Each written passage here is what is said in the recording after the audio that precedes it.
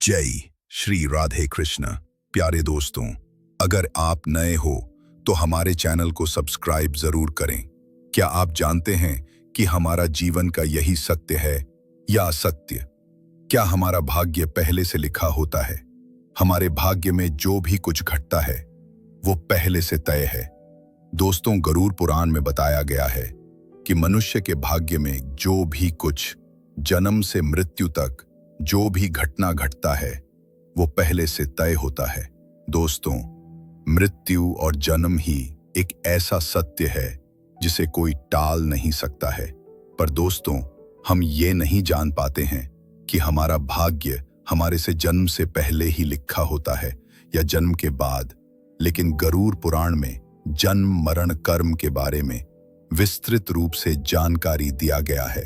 तो आइए शुरुआत करते हैं गरुड़ पुराण की उस ज्ञानवर्धक प्रस्तुति की कि मनुष्य का भाग्य कब लिखा जाता है।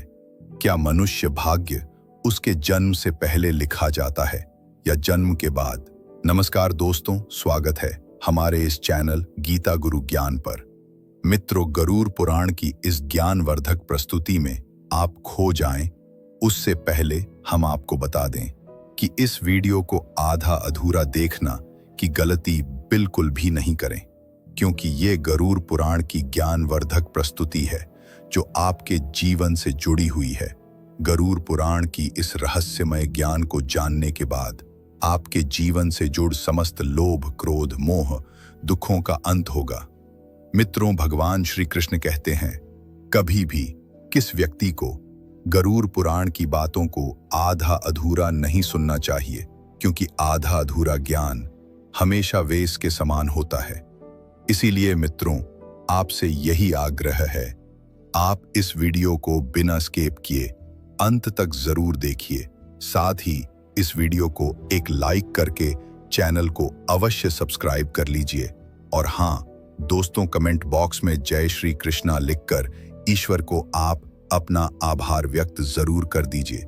इससे आपके जीवन से सभी दुखों का अंत होगा। आइए दोस्तों, जानते हैं। अगर अब तक आपने हमारे चैनल को सब्सक्राइब नहीं किया है तो प्लीज सब्सक्राइब कर लीजिए और लाइक भी कीजिए और कमेंट में जय श्री राधे कृष्णा लिखिए। तो चलिए आगे बढ़ते हैं। गरुड़ पुराण में श्री कृष्ण ने बताए हैं कि हर मनुष्य के जीवन में जो भी कुछ होता है वो जन्म पहले से तय होता है, उसे कोई टाल नहीं सकता है। दोस्तों, गरुड़ पुराण हमें जन्म मरण से लेकर वर्तमान जीवन कैसे जिएं, ये सभी चीजों के बारे में सिखाते हैं। आइए दोस्तों, आज हम एक कथा के माध्यम से जानते हैं कि हमारा भाग्य जन्म से पहले लिखा जाता है या जन्म के बाद। जो गरुड़ पुराण स्कंद पुराण के द्वारा बताया गया है, जो श्री कृष्ण ने स्वयं नारद बतलाया था, आज हम उन्हीं कथा जानेंगे। मित्रों, एक समय की बात है, द्वारका नगरी में दिन श्री कृष्ण अपने दिव्य आसन पर बैठे हुए थे। तभी देवर श्री नारद नारायण का जाप करते हुए उनके पास पहुंचते हैं और उन्होंने प्रणाम करके और बोले, हे प्रभु, आप त्रिकालदर्शी हैं। मैंने सुना हो कि जो जीव मनुष्य जन्म लेता है, क्या उसका भाग्य पहले से लिखा होता है? हे प्रभु, मैं जानना चाहता हूं कि मनुष्य के साथ जो कुछ घटना घटित होता है वह उसके जन्म से पहले तय होता है या वो पिछले जन्म का भोग भोगता है? क्या ये सत्य है या हम अपनी मेहनत और कर्मों से उसे बदल सकते हैं? फिर भगवान श्री कृष्ण नारद की बात सुनकर मुस्कुराए और बोले, हे नारद, आपका ये प्रश्न बहुत ही गौण और महत्वपूर्ण है, जो मानव जाति लिए उसके जन्म, कर्म और मृत्यु पर आधारित है। फिर कृष्ण बोले, हे नारद, मैं तुम्हें एक कथा सुनाता हूँ जो न तुम्हारे इस प्रश्न उत्तर देगी, बल्कि हर मनुष्य के लिए एक चेतावनी और प्रेरणा भी होगी। तुम इस कथा को पूरे ध्यान पूर्वक आखिरी तक सुनो। कृष्ण बोले, हे नारद, ये गरुड़ पुराण की है। जो ये कथा को आधा अधूरा सुनने की गलती करता है, उस पर भारी संकट आती है, क्योंकि आधा अधूरा ज्ञान हमेशा विष के समान होता है। कृष्ण बोले, हे नारद, इस कलयुग भरी संसार में जो मनुष्य इस कथा को पूरे ध्यान पूर्वक आखिरी तक सुन लेगा और समझ लेगा, उसका इस संसार से सभी पाप, कर्म, क्रोध, मोह से मुक्ति मिलेगा।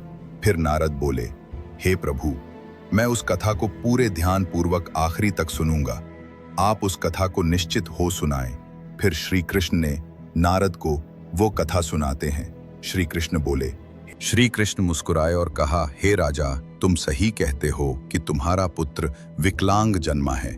क्या तुम जानते हो कि तुम्हारे पुत्र का जन्म इस प्रकार क्यों हुआ है? ये तुम्हारे द्वारा किए गए पूर्व जन्मों के कर्मों का फल है। ये तुम्हारे पिछले जन्म के कर्मों का परिणाम है जो तुम्हारे भाग्य में लिखा हुआ था। लेकिन इसका कारण ये नहीं है अब्बास कि तुम्हारा भाग्य पहले से निर्धारित था। ये घटना तुम्हारे और तुम्हारे बेटे के कर्मों का फल है जो उसके पिछले जन्मों से जुड़ा हुआ है। राजा ने आश्चर्यचकित होते हुए पूछा, हे प्रभु, क्या भाग्य वास्तव में पहले से लिखा होता है? अभी तक हमारे वीडियो से जुड़े हैं तो प्लीज कमेंट में राधे कृष्णा जरूर लिखें। श्री कृष्ण ने कहा, जन्म, मृत्यु और जीवन के उतार चढ़ाव पहले से निर्धारित होते हैं, लेकिन हम जो कर्म करते हैं वो हमारे भाग्य को बदल सकते हैं। जिस दिन तुम्हारे बेटे का जन्म हुआ उस दिन तुमने एक विशेष संतान का वरदान प्राप्त किया था, लेकिन उस संतान को चुनौतियां मिलना जरूरी था ताकि वह अपने जीवन में धैर्य, साहस और पराक्रम को विकसित कर सके। लेकिन उसका भविष्य केवल उस समय के कर्मों से नहीं होता है, बल्कि ये तुम्हारे पिछले जन्मों के कर्मों का परिणाम है।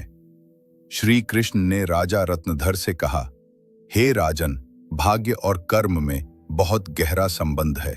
हमारे कर्म ही हमारे भाग्य का निर्माण कर है। यही कारण है कि हमें जीवन में अपने कर्मों को सदैव धर्म और सत्य के मार्ग पर रखना चाहिए। श्री कृष्ण ने कहा, हे राजन, जो कुछ भी तुम्हारे जीवन में घटित होता है वो तुम्हारे पिछले जन्म के कर्मों का परिणाम है। यदि तुम्हारा बेटा विकलांग जन्मा है तो ये उसकी आत्मा के पिछले जन्म के कर्मों का फल है। जब तुम एक पुण्य आत्मा के रूप में जन्म लेते हो तो तुम्हारे जीवन में कठिनाइयां और संघर्ष जरूर होंगे, क्योंकि इस दुनिया में हर आत्मा को कुछ न कुछ कष्ट भोगना पड़ता है ताकि वो अपने पिछले कर्मों को समाप्त कर सके। लेकिन याद रखो, तुम्हारे बेटे के जीवन में जो कठिनाई है वो उसकी परीक्षा है। यदि वह धैर्य और साहस से इन कठिनाइयों का सामना करता है तो वह अपने भाग्य को बदल सकता है। एक दिन वह वही कार्य करेगा जिसकी कल्पना तुमने अपने जीवन में की थी। मित्रों, फिर राजा रत्नधर ने पूछा, हे प्रभु, क्या मैं और मेरे पुत्र अपने भाग्य को बदल सकते हैं? श्री कृष्ण ने उत्तर दिया, भगवान की भक्ति से ईश्वर को प्रसन्न करके हम अपने भाग्य को बदल सकते हैं। अगर तुम अपने पुत्र को साहस और आत्मविश्वास से जीवन के संघर्षों का सामना करने की शिक्षा दोगे तो वो अपने भाग्य को बदल सकता है। राजा रत्नधर ने भगवान श्री कृष्ण की बातों को पूरी तरह से आत्मसात किया और अपने पुत्र को शिक्षा देने का संकल्प लिया। उसने अपने पुत्र को कठिनाइयों के बावजूद साहस और विश्वास के साथ जीवन जीने की प्रेरणा दी।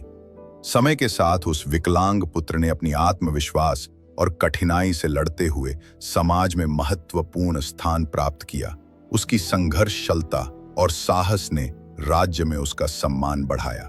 कृष्ण बोले, हे नारद, तुम ये समझो कि भाग्य एक निरंतर प्रक्रिया है जो कर्मों के आधार पर बदल रहती है।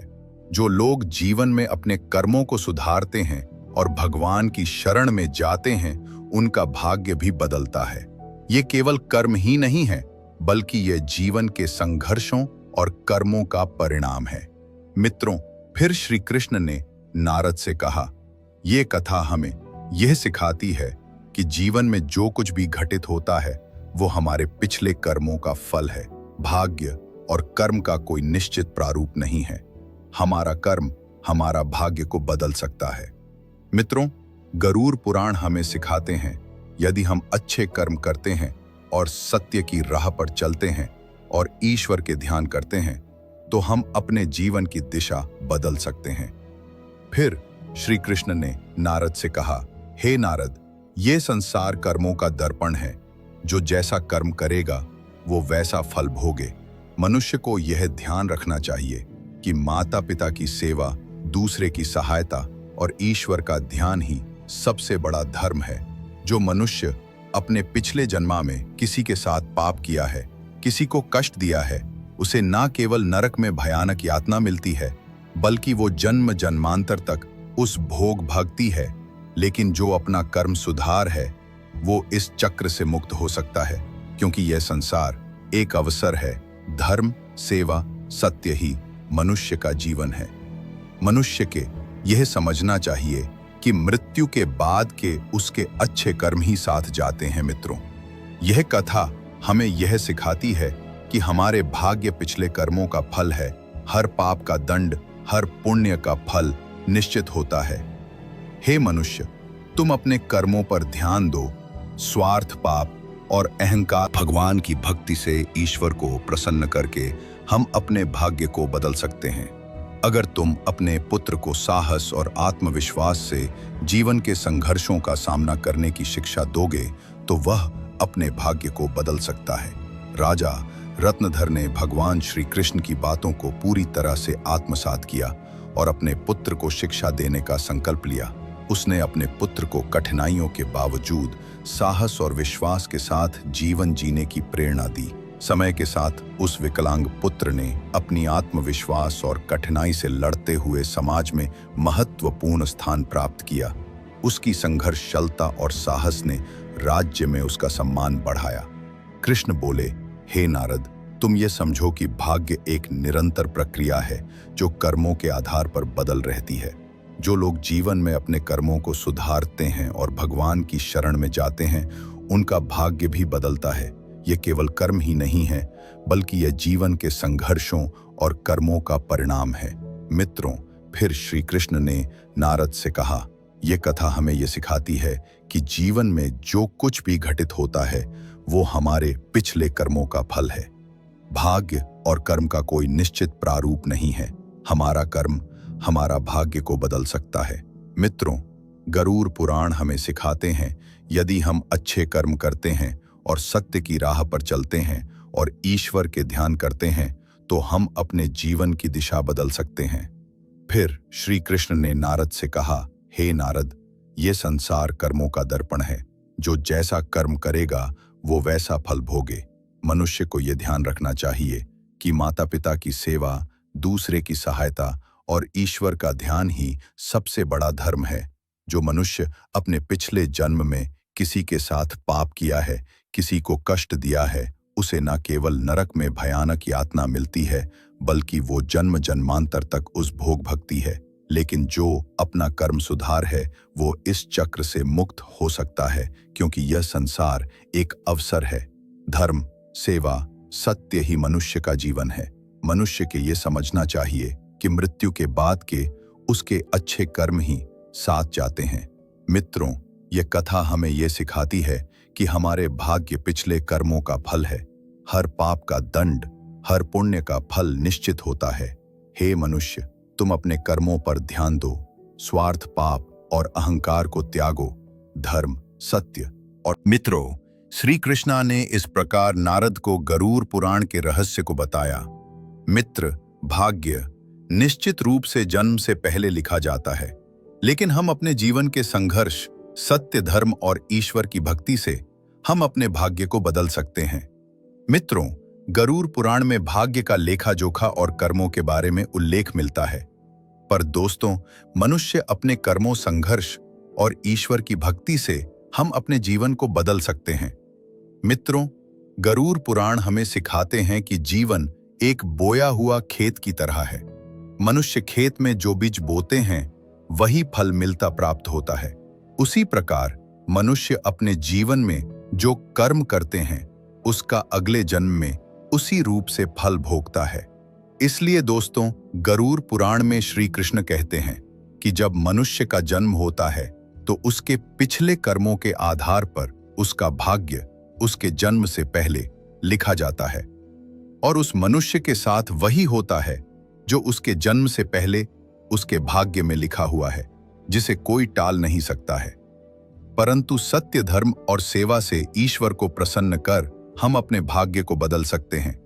हिंदू धर्म का सबसे बड़ा धर्म ग्रंथ गरुड़ पुराण है, जिसमें मनुष्य के जीवन, मृत्यु और भाग्य कर्मों के बारे विस्तार रूप से बताया गया है। ये पुराण हिंदू धर्म के 18 महापुराण में से एक है, और इस पुराण में जन्म मरण से पुनर्जन्म, कर्म और आत्मा के मार्ग के बारे में पूरे विस्तार से बताया गया है। दोस्तों, गरुड़ पुराण के अनुसार मनुष्य का भाग्य उसके पिछले कर्मों निर्भर करता है। गरुड़ पुराण, जो विष्णु पुराणों के प्रमुख ग्रंथ में से एक है, यह पुराण जीवन के रहस्यों और मानव के कर्म फल के बारे में बताया गया है। गरुड़ पुराण में श्री कृष्ण को साक्षात भगवान विष्णु के अवतार माने जाते हैं।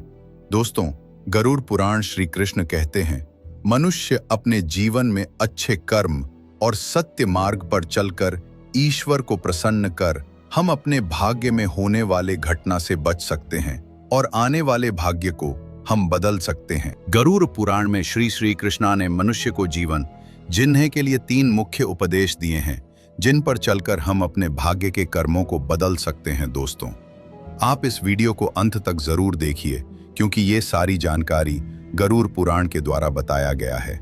इस वीडियो को बीच में छोड़कर जाने की गलती बिल्कुल भी नहीं करें, इसलिए इस ज्ञानवर्धक प्रस्तुति को अंत तक जरूर देखिए। आइए जानते हैं। नंबर 1, अपने धर्म का पालन करना। मनुष्य का जन्म किसी खास उद्देश्य के लिए होता है।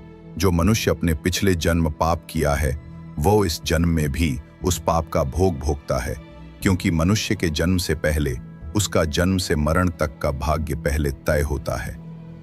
इसलिए दोस्तों, गरुड़ पुराण में श्री कृष्ण ने बताया है, मनुष्य को हमेशा धर्म सत्य का पालन करना चाहिए। इससे हमारे पिछले जन्म के पाप से बच सकते हैं। ईश्वर की भक्ति से हम अपने जीवन बदल सकते हैं। हम सभी ऊंचाई तक पहुंच सकते हैं। दोस्तों, ये जीवन एक अनमोल उपहार है। आप इसे व्यर्थ ना जाने दें। सही कर्म और धर्म का पालन से हम अपने जीवन को अगले जन्म में होने वाले घटना से बच सकते हैं। ये न केवल आपके लिए है, बल्कि इसे पूरे समाज और दुनिया के आप प्रेरणा का स्रोत बन सकते हैं। नंबर 2, माता पिता सेवा और आदर करना। दोस्तों, गरुड़ में श्री कृष्ण कहते हैं कि मनुष्य को हमेशा अपने माता पिता को सेवा करनी चाहिए, क्योंकि माता पिता के ही चरणों से तीनों लोगों का स्वर्ग है।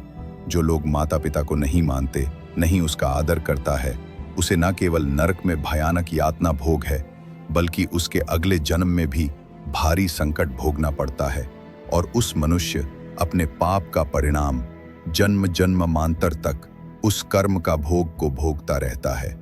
नंबर 3, अहंकार। दोस्तों, गरुड़ पुराण में श्री कृष्ण ने बताया है, मनुष्य सबसे बड़ा शत्रु उसके अहंकार होता है, जो मनुष्य को अपने कर्मों से दूर कर देता है।